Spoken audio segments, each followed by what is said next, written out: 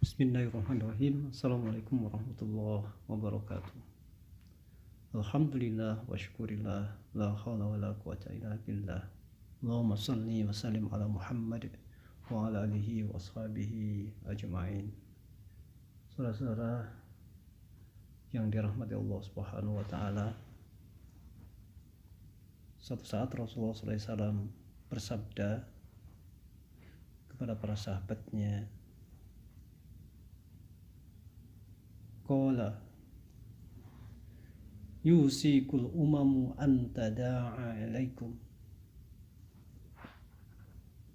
Hampir-hampir umat atau musuh-musuh kalian, musuh-musuh Islam, mengurumuni kalian dari berbagai penjuru. Kama tada'al akalatu ila qas'atiha. Sebagaimana mereka musuh-musuh Islam itu berkumpul menghadapi suatu hidangan yang ada dalam piring, berkumpul membuat halaqah,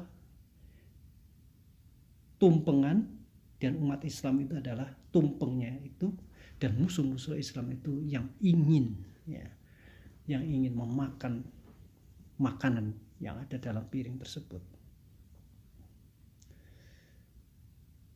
Faqala qail wa min qillatin nahnu yaumid. Sehingga sahabat-sahabat bertanya, wahai Rasulullah, apakah jumlah kita saat itu sedikit? Qal Rasulullah SAW bersabda, bal antum yaumaidin katsir walakinnakum gusaun ka gusail sailin. Tidak, jumlah kalian pada saat itu banyak, namun akan tetapi kalian itu persis seperti buih atau sampah yang ada di aliran sungai. Wala yanzi'anallahu min suduri aduwikum mahabata minkum. Allah menghilangkan rasa takut di hati musuh-musuh kalian. Wala yaqdhifannallahu fi qulubikum al-wahn. Dan Allah menimpakan kepada kalian suatu penyakit, yaitu yang namanya al-wahn. Faqal qailun ya Rasulullah wa al-wahn. Sahabat-sahabat pada saat itu bertanya, apakah yang dimaksud dengan al-wahn itu? Qal, maka Rasulullah SAW bersabda, hubbud dunya wa karahiyatul maut, yaitu cinta dunia dan takut mati. Ikhwani yang dirahmati Allah SWT, Rasulullah SAW menceritakan kepada para sahabat-sahabatnya suatu kondisi yang mana kita ini banyak sekali jumlahnya, namun tidak memiliki kekuatan. Kekuatan apa? Apakah itu kekuatan politik, kekuatan keuangan, kekuatan macam-macam? Tidak punya kekuatan sama sekali. Umat Islam hanya sebagai objek, bukan sebagai subjek. Mengapa bisa terjadi demikian? Umat Islam ini jumlahnya mayoritas, tapi tidak bisa berbuat apa-apa. Bahkan kita ini diatur dan bisa diapa-apakan oleh musuh-musuh Islam ini. Rasulullah SAW menyampaikan bahwa kondisi seperti itu disebabkan satu penyakit. Apa itu penyakitnya? Adalah cinta dunia dan takut mati. Ikhwani yang dirahmati Allah SWT, yang pertama adalah cinta dunia. Yang kita tanyakan dalam diri kita, apa nggak boleh kita yang cinta dunia? Wong kita yang cinta dunia adalah merupakan fitrah Allah Subhanahu wa taala. Jelas sebetulnya mencintai itu dunia itu adalah satu kebolehan, kan, merupakan fitrah. Ya, merupakan fitrah. Ini seperti yang difirmankan Allah Subhanahu wa taala di dalam surat Ali Imran ayat 14, A'udzubillahi minasyaitonirrajim. Zuyyina lin-nasi hubbus syahawat. Ya. Dan Allah Subhanahu wa taala menjadikan indah manusia, bahwa manusia itu mencintai sesuatu yang diingininya.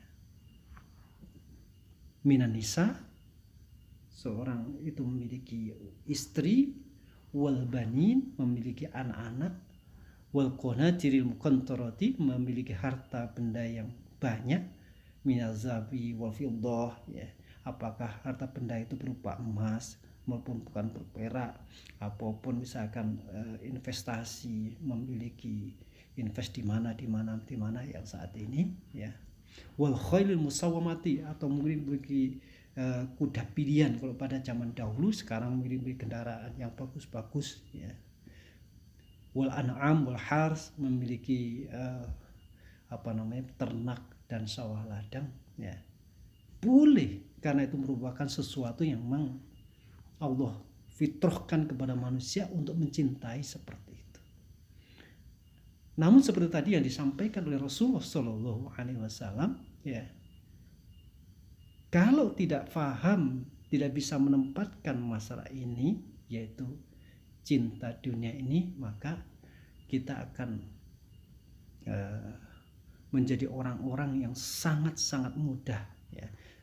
Artinya manusia ini kalau tidak paham dengan ini, maka umat Islamnya sebagai objek saja, bukan sebagai objek, ya. Oleh karena di sini jelaskan dzalika mata'ul hayatid dunya. Dalam surat Al-Imran ayat 14 ini Allah SWT menjelaskan bahwa itulah kehidupan dunia. Apa yang dimaksud dunia? Itu sesuatu yang sangat-sangat sangat, dunia itu sangat-sangat terbatas waktunya, ya. Sangat-sangat terbatas waktunya, sangat-sangat sedikit waktunya itu. Sehebat-hebatnya manusia, berapa dia hidup di muka bumi ini, ya. Ketika kita ini mencintai istri kalau bukan karena Allah, ya, maka kita akan cepat bosan dengan istri itu. Sejak kita menikah sehingga kita menginginkan bagaimana anak segala macam, ketika anak-anak itu, ya, tidak soleh, ya, tidak baik, maka justru bukan satu kenikmatan yang dicita-citakan oleh orang tua. Bahkan anak-anak itu bisa menjadi beban, ya, bisa menjadi beban, tidak menjadi qurrata a'yun, ya, menyejukkan, tapi justru anak yang menjadi beban. Demikian juga harta benda yang banyak ini, ya, suatu saat juga akan habis, juga akan suatu saat akan hilang. Apalagi ketika Allah menghendaki umur manusia sudah ditetapkan sekian. Ketika manusia itu diwafatkan, ya, harta benda yang banyak itu, ya, tidak akan bermanfaat kalau tidak sesuai dengan yang diajarkan oleh Allah dan Rasulullah, ya. Bahkan menjadi fitnah, ya. Harta benda, istri, anak itu akan menjadi fitnah manakala kita tidak menyadari bahwa hidup adalah sementara. Dunia, artinya dunia adalah sementara. Dan kita harus meyakini, ikhwani yang dirahmati Allah SWT, wallahu indahu husnul ma'ab. Allah menutup ayat 14 surat Al-Imran dengan wallahu indahu husnul ma'ab, dan Allah, dan di sisi Allah Subhanahu wa taala adalah sebaik-baik tempat kembali.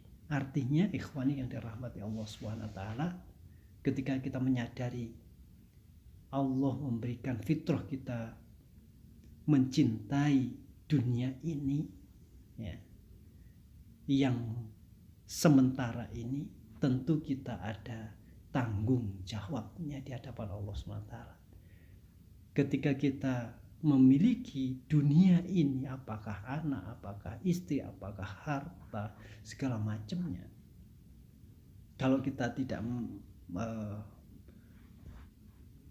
mampu mempertanggungjawabkan apa yang Allah berikan ini, maka itu akan menjadi beban yang besar kepada diri kita ini. Oleh karenanya ketika kita menyadari bahwa ini adalah amanah dari Allah SWT, kita berusaha untuk menunaikan amanah itu dengan sebaik-baiknya, dan kita menyadari hanya di sisi Allah lah pahala yang terbaik lah adalah tempat yang diinginkan. Kebahagiaan yang sejati adalah kebahagiaan ketika seseorang itu husnul khotimah. Artinya di akhiratnya itu adalah merupakan cita-cita hidupnya untuk mendapatkan kebahagiaan, sehingga akhirat kita juga kita bahagia di akhirat, sebagaimana doa kita, Rabbana atina fid dunya hasanah wa fil akhirati hasanah wa qina adzabannar. Ikhwani yang dirahmati Allah SWT, jangan sampai kita ini melampaui batas dengan kita yang mencintai dunia. Sadarlah kita semuanya, dan termasuk kami, termasuk saya, bahwa hidup ini sementara, dan semua yang Allah titipkan kepada kita akan dimintai pertanggungjawaban di hadapan Allah SWT.